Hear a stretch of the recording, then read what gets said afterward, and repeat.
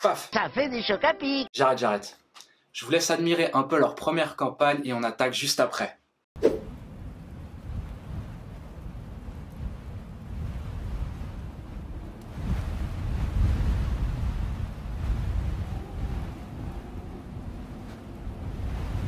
Né en 1992 à Séoul, en Corée du Sud, Dong Joon Lim a étudié le design industriel et le design spatial à l'université de Hongik de 2012 à 2016 et a commencé à travailler en tant que designer UX pour des marques de mode et des entreprises informatiques. Il a développé un intérêt pour la mode et est devenu un créateur autodidacte de vêtements pour hommes. Dong Joon Lim, de base, il voulait étudier l'art à l'étranger, mais malheureusement, il n'avait pas les moyens. Donc il a commencé à fabriquer et vendre des vêtements.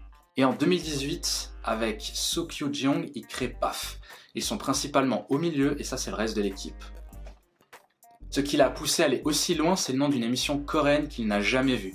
If you start the game, don't stop till you become the king. Donc si tu commences la partie, ne t'arrête pas jusqu'à devenir le roi. C'est devenu sa devise, son motto, et c'est ce qui fait qu'il a commencé. Post-Archive Faction.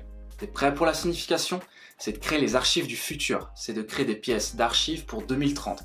Par exemple, moi j'aime beaucoup cette archive de 2001, collection Rio de Raf Simons, mais ça coûte un bras. Bah là c'est la même chose, mais de le faire avec 10 ans d'avance. Au cas où, pour ceux qui ne comprennent pas vraiment la définition de archive, c'est simplement des pièces que tu ressors, qui sont en général rares pour de la revente ou pour t'inspirer d'une création. Cette marque a 3 gammes définies par des étiquettes avec des significations gauche, milieu, droite. La gauche, c'est toujours ce qui va être, on va dire, le progrès, donc des pièces avec des formes ou plus compliquées à porter. Exemple, moi, ça me dérangerait pas, alors que la majorité des gens trouveraient ça trop chelou ou trop excentrique.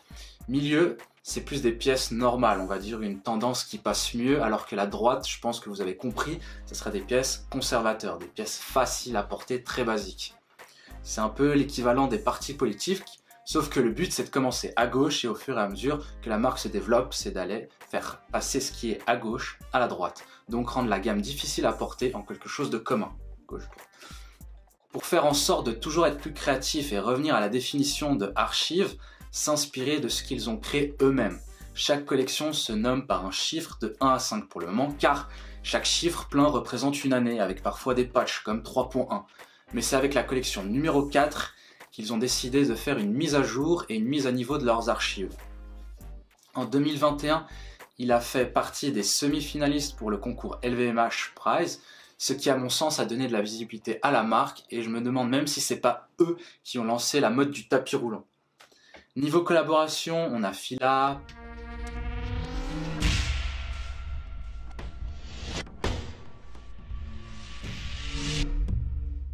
et bien sûr Off-White. Et il y a pas mal de célébrités qui aiment bien porter un peu du PAF, mais ça reste toujours assez tranquille. Malheureusement, il n'y a pas 1000 choses à dire sur la marque, car elle n'a que 5 ans. En plus, il y a de grandes chances que je retourne en Corée en 2023, donc si ça vous intéresse de voir leurs pièces ou stores, n'hésitez pas à me le dire ou me follow. Il devrait y avoir quelques nouveautés et en plus, petite surprise, joignez Purple. Allez, bis, à la prochaine!